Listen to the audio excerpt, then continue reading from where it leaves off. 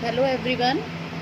इससे पहले वाली वीडियो में स्टूडेंट्स आपका जो टिश्यू चैप्टर था, लेवल ऑफ ऑर्गेनाइजेशन वाला जो चैप्टर था, जिसमें मैंने आपको प्लांट टिश्यू एनिमल टिश्यू को पढ़ाया था, तो वो चैप्टर हमारा फिनिश हो चुका है। उसके आशा करती हूँ कि आप लोगों ने उसके क्वेश्चन आंसर भी कर लिए होंगे। सो स्टूडेंट्स, आज हम आपको ये चैप्टर की पूरी एक समराइज फॉर्म में आपको इसकी एक समरी के रूप में आपके सामने प्रेजेंट करेंगे। So let us start.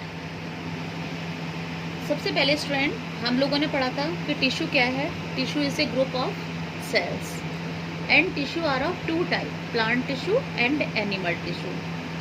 सो स्टूडेंट, सबसे पहले हम पढ़ेंगे कि plant tissue. Plant tissue are of two type, meristematic tissue and permanent tissue.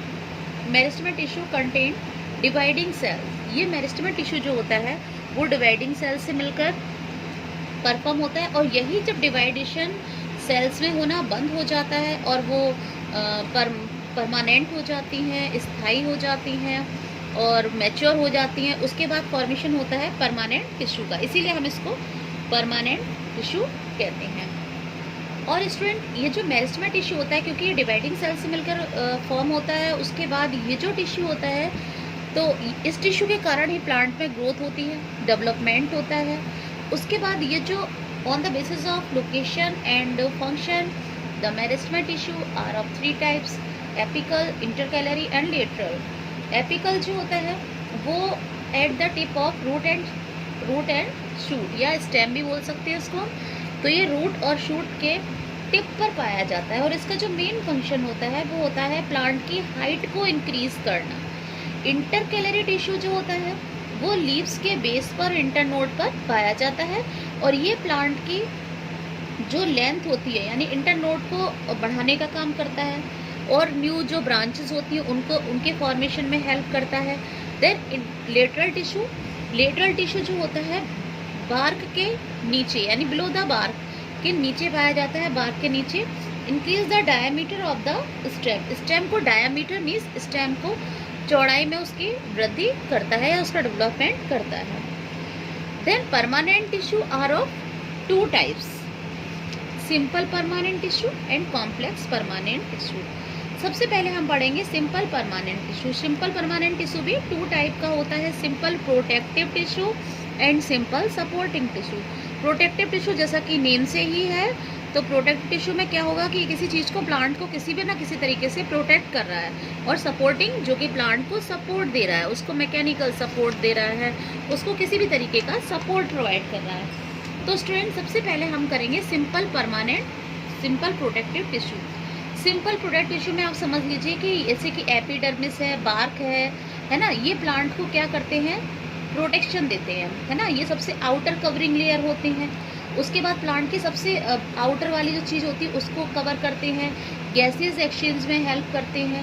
इस तरीके से ये प्लांट को, इसीलिए हम इसको प्रोटेक्टिव टिश्यू कहते हैं। Then simple supporting tissue. Simple supporting tissue में हम लोग पढ़ेंगे, ये जो होता है थ्री टाइप्स का होता है, parenchyma, collenchyma and sclerenchyma.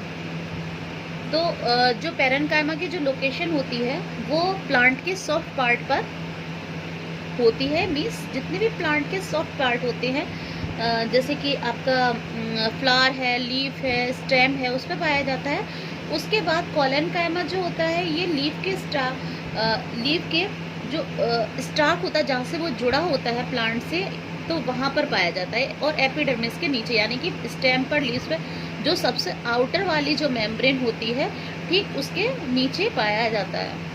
Sclerenchyma tissue जो होता है ये लीव्स की वेन में पाया जाता है, और सीड के आउटर कवरिंग में और वेस्कुलर बंडल में पाया जाता है। और जैसे कि आपका नट ऑफ द शेल होता है, जैसे अखरोट है और मूंगफली है, उसके आउटर कवरिंग का जो हार्ड वाला पार्ट होता है उस पर पाया जाता है।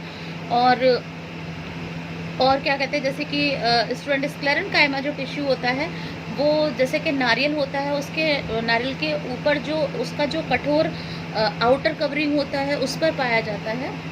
Then features of parenchyma tissue. Cells are thin walled living oval और round in shape, have dense cytoplasm. मतलब इसकी जो सेल्स होती है, पहली बात ये लिविंग सेल से मिलकर बना होता है, थिन वॉल्ड होती हैं, ओवल होती हैं, राउंड होती हैं शेप में, और इसके अंदर साइटोप्लाज्म होता है।